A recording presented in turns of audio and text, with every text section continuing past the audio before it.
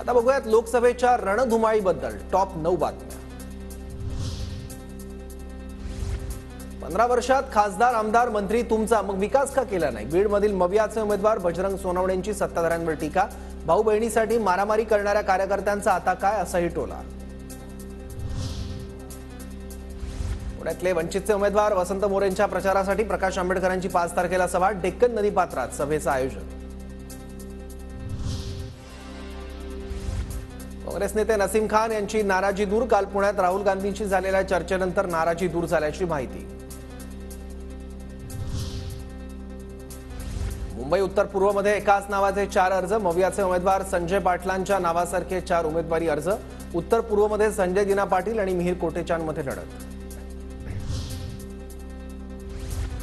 उत्तर पूर्व मुंबईतून बसपाकडून नंदेश उमप यांना उमेदवारी। उमप यांनी भरला उमेदवारी अर्ज। मोदींना देशात हुकुमशाही आणायची आहे, काँग्रेस नेते सुशील कुमार शिंदेंचा आरोप। तर हुकुमशाही आल्यावर मी बोलू शकणार नाही, मी बोललो तर मला जेलमध्ये जावं लागेल, सुशील कुमार शिंदेंचं वक्तव्य। माणूस किंवा नेता गप्प बसला की समजायचं घोटाळा झालाय। आमच्याकडचा माणूस तिकडे गेल्यावर कारखान्याचं सील काढलं। भाजपच्या वाटेवर असलेल्या अभिजित पाटलांच्या जयंत पाटलांची प्रतिक्रिया।